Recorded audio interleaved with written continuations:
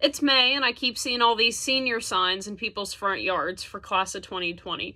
And yes, it's cute, don't get me wrong, but it's got me thinking about all the things I'm missing out on. Graduation, prom, a banquet for a band I've been participating in for 4 years. And yes, there is a global pandemic, and it makes all these things seem really small, but that doesn't keep me from thinking about them. It's funny looking back on all the time I've spent in high school. 5 days a week spent listening to lectures and taking notes, then 5 days a week spent tuning out those lectures and doodling in the margins of my long-forgotten academic prospects. I was always good at school, good enough grades, knew how to behave myself, but that didn't mean I always enjoyed my time there, especially in math class. Whenever I was at school, I was wishing I was at home, and now that school has moved online, I just wish I was at school. Over at Forsyth Central, I spent more time rehearsing drumline than I ever spent attending class. During marching band in the fall, we would have rehearsal 4 to 5 days a week, and of course those Friday night football games. I didn't always love the packed stands, but playing to those crowds and hearing the cheer after our show is something that will always be special to me. In the spring, we've got competition indoor drumline. We spend, again, 4 to 5 days a week rehearsing for a fierce international competition. Trying to be perfect is exhausting, believe it or not. I spent so much of my time at drumline sweaty, exhausted, and again wishing I was home, but now I'm just sweaty and exhausted in my own home, which isn't nearly as fun because there are no drums to play.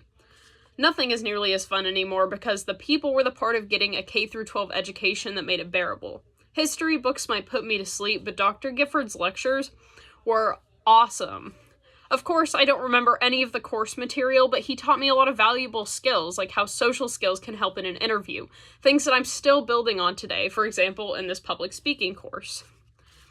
And classes continue to be like that as I moved on to dual enrollment at the University of North Georgia. They were less traditional and focused on real-world application. For example, in my English Composition 2 class, we played video games to learn how to identify obscure points of view. Now, playing video games at home, in bed, eating potato chips just isn't as valuable. But of course, it hasn't all been lazy. I've got class, and I'm looking forward to the end of the semester right around the corner. And I cleaned out my room, moved all the furniture around, and I wouldn't have any time before that if I was still actively going to school, band, and work. I am still working, though, and I recognize I'm very lucky for that. As an essential employee, it's been a wild ride. I've spoken to the most cautious people, and those who still think this is a government hoax with the end goal of global slavery. But I've been careful myself to protect myself and those around me, and I am very lucky to still be working. I've never had more job security in my entire life.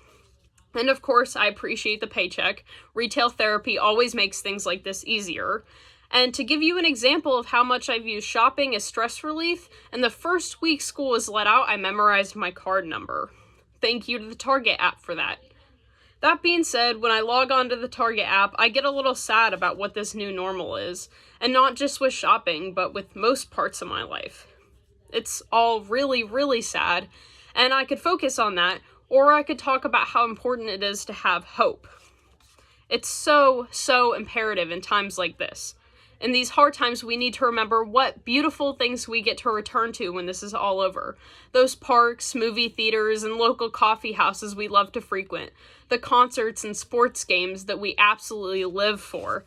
And of course, the most important of all, those friends and family that we're going to hug a little tighter and hold a little closer for just a little longer the next time we get to see them. And that's just it. The thing is, I've spent so much of my time wishing I wasn't doing whatever it is I was doing, especially at school. I spent so much of my time at Forsyth Central wishing I was home, and now that I'm home, I'm still thinking about school and drumline, wondering what I'd be doing if I were there. To quote NBC's The Office, the finale episode, "I wish there was a way to know you're in the good old days before you've actually left them." Thank you so much for listening.